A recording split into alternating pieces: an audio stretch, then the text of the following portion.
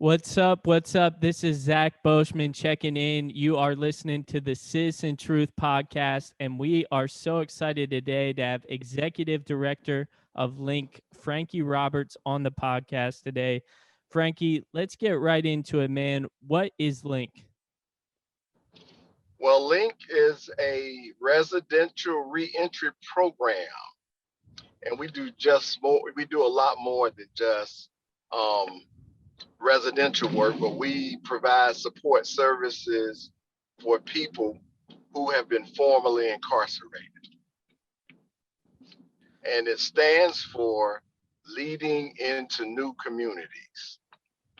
So let's get into that a little bit. What's the story behind the name Leading into New Communities, and how does that kind of tie into the mission? So one of our goals were when we first started was we wanted to know what would a community look like if people coming out of prison was treated like equals, and people recognized that when a person have served their time, that they would become a citizen without any biases, and what would it look like without the label. And so we came up with Leading into New Communities because that was our objective, to make communities and new communities by providing support services so that a person can jump right back into society where they started off or where they left off. That's awesome. So I want to get sort of into your story a little bit. Why help the formerly incarcerated? Why have you devoted your life to this? So in 1968, my brother was drafted into the United States Army. And shortly after being drafted into the Army, he was deployed to Vietnam. And so once he got to Vietnam, he found himself struggling with a heroin addiction. So he did a successful deployment. And unfortunately, when he came back to the States, he was stationed at Fort Bragg in Fayetteville, North Carolina. And so since he was struggling, he went to his commanding officer and volunteered to go back for a second tour. And certainly my mother wondered, why would he volunteer to go back if he didn't have to? But he went back because certainly you can get heroin in Vietnam like going to the corner store. So he went back. And so he came back. He was honorably discharged in 1971. I was 8 years old. And he moved back into the household with my parents, myself, and my other brother. He was the oldest, I was the baby. And so as an 8-year-old in the house with a brother that was struggling, I became bitter and unforgiving. And I used to treat him like the scum of the earth. And so, about 4 years later, he found himself convicted of armed robbery. So that was my day of triumph. At least I thought it was, until my parents then made me go to visitation at the prison every Sunday. And I say, man, I ain't gonna ever get my attention back as the baby in the family. So probably, I think it was, I went on. I'm from Wilmington originally. I graduated from John T. Hargett High School. So by the time I graduated, he was out of prison. I had became a barber. So I was running a barber shop. And so when he got out of prison, he found himself back in the throes of addiction, started coming to the barber shop, begging customers for money. So my resentment, it surfaced again. And so it got to be about late 1997. Yeah, it was late 1997. I was going through, I would call it an awakening.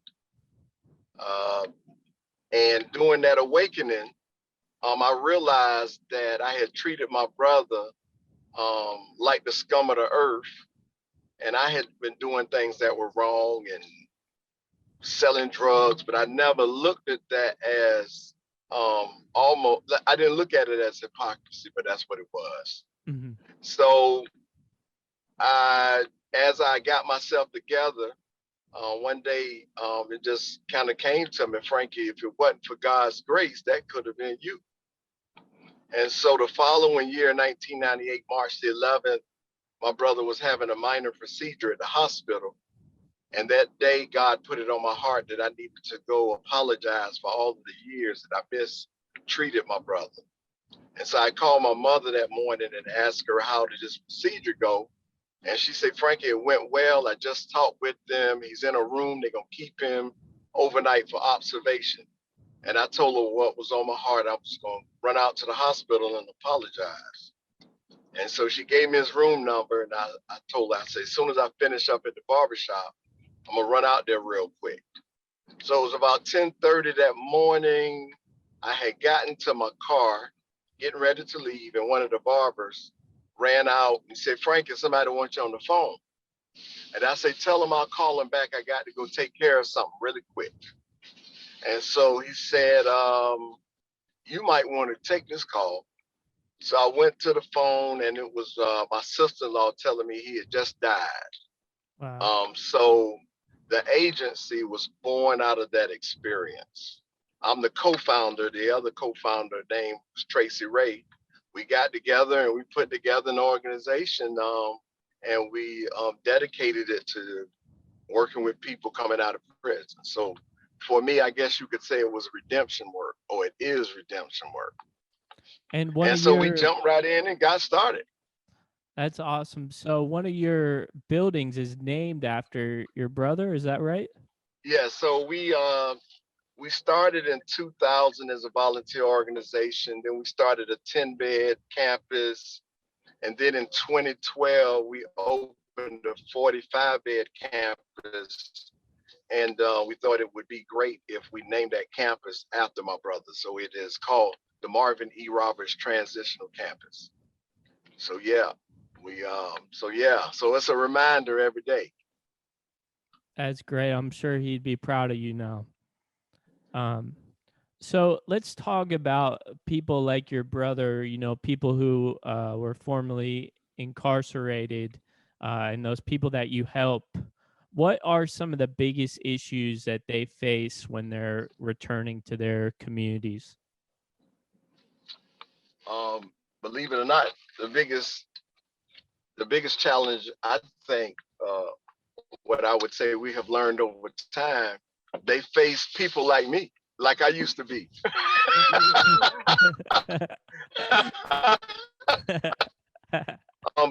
Believe it or not, it is John Q. Public that treats people like unequals, treats people like the scum of the earth, and reminds people of their worst mistake. And nobody wants to be reminded of their worst mistake. And so I would say that's the biggest issue. Other issues are issues like, let's see, transportation. That's actually a biggie. I'm sure in the South, in Wilmington, North Carolina, and other Yeah, cities in the South, transportation, public transportation isn't very good. and really just the everyday support that a person needs in order to be successful. Not being able to pay probation fees, employers, because they have that criminal history, do not want to hire a person with a criminal history. Uh, and so as people discriminate, yeah, those barriers just start to mount up. And so a person typically says, man, I might as well just go on back to prison. Mm-hmm. So as a result, we have a recidivism rate at one point was almost 61%. And that was 61% of people would be rearrested and reincarcerated within 3 years of their release. Wow. And A revolving and door. Yeah, and primarily because when you make it hard to do the right thing, then the wrong thing becomes so easy to do. Mm-hmm. So, Frankie, what would you say to these employers out here, who are thinking in their head, maybe I should take a chance on somebody that was formerly incarcerated? Well, I would tell an employer, if you think about it, a person that's coming out of prison, if they know that the chance that they're gonna get or the second chance they're gonna get is limited, those become the best employees when somebody gives them a chance. So probably about in 2016, we set up a meeting between our county manager and our city manager, and we had a person come in and talk about an initiative that's happening all over the country, that's called Ban the Box. And what that means is we ask employers to take the box off the initial application that asks if you've ever been convicted of a crime. And we call it delaying the question further in the process. So a person come, you don't have to disclose that information until they say that, hey, we are going to hire you. At that moment, you would then do a background check or a criminal history check. And if the criminal history is not in direct um, opposition or challenge to the position, then they would have to automatically hire you. But if you have been convicted of, let's say, um, uh, what's one of the ones? Let's say forgery, then you wouldn't necessarily legally be able to get a job as a cashier. Mm-hmm. So in those cases, that's why you still would have to do a criminal background check. And people, even if I don't have a criminal history and I'm applying for a job, they're going to do a criminal check anyway. So why not just delay it in the process instead of sometimes forcing people to lie? Yeah. Because I'm going to say I don't have one if the evidence shows every time I've applied and I put that on the application, I get denied. And so I would tell employers to just delay the question further in the process, because otherwise you would miss out on some very excellent employees. Yeah, I'm sure banning the box, keeps them from just dismissing a person That's immediately, correct. And by the way, we were able to convince our county to ban the box for county employees. And as a result, they have seen the data would show they have seen the increase, number one, in great hiring practices. It keeps you out of the fray of an EEOC case. And they would say that the stick-to-itiveness and the longevity of individuals since 2016 has been phenomenal. That's awesome. So how many people is LINC currently helping right now or currently working with? So in our residential campus today, we are right at about 32 residents. And we end up typically helping about 100 a year in our residential campus. We also have a day program where we help anybody that's not in our residence, but we provide everyday support like transportation, rental assistance, um, um, uh, case management, where we help people with substance use treatment, um, and cognitive behavior intervention, which is working on the thinking. Um, and so in that program, we're helping about 300 a year. Wow. So is that number right now currently meeting the demand of people Oh, coming out of? No. definitely not. Yeah. Yeah, I think in Wilmington last year, probably the last 12 months, it's probably been about right at 700 people returning to our community. And yeah, we might touch 20% of that. Wow. And that's, you will typically see that in a lot of urban centers like ours, especially in Wilmington. It's a service oriented economy. So people really try to come to this area because it's going to be pretty easy to get a job at restaurants, hotels, and construction, because the construction industry right now is booming. Hmm. So, what would you say to someone who hopes to start maybe a similar organization in their city? I would say start with, and we do this now. In fact, the state has adopted this approach, not from us, but one of our colleagues.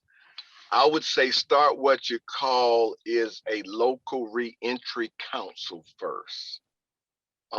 And what the local reentry council does is it is a clearinghouse um, where you bring all of the service providers to a table once a month, and it helps you kind of organize that community around reentry issues, um, uh, areas of support, how you can support people coming out of prison.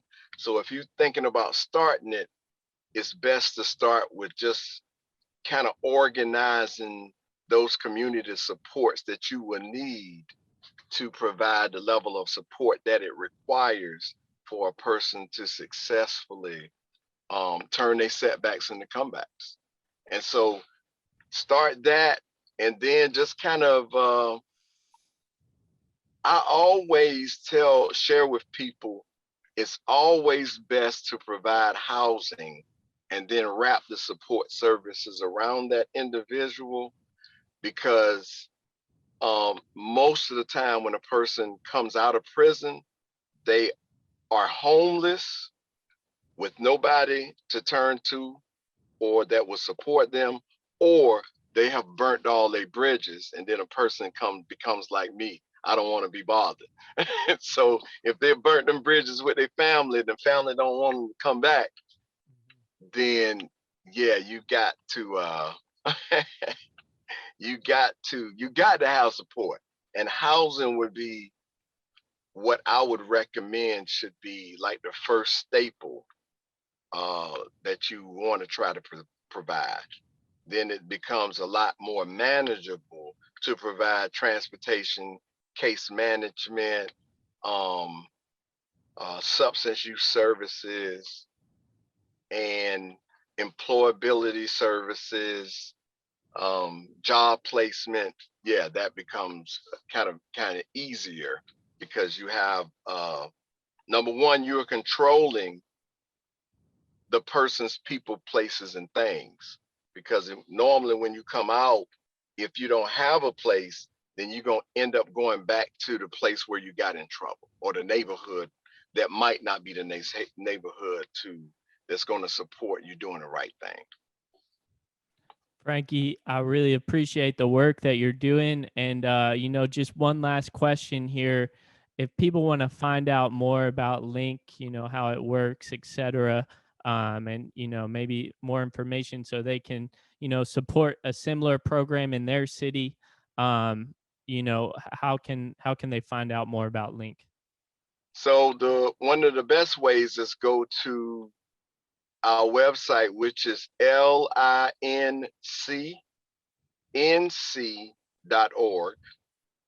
or they can give us a call at 910-332-1135. And that's my direct extension. And my assistant, if I don't answer the phone, my assistant will lead a person in the right direction. Frankie, thanks again, man. I appreciate it. Well, thank you, Zach, for the opportunity.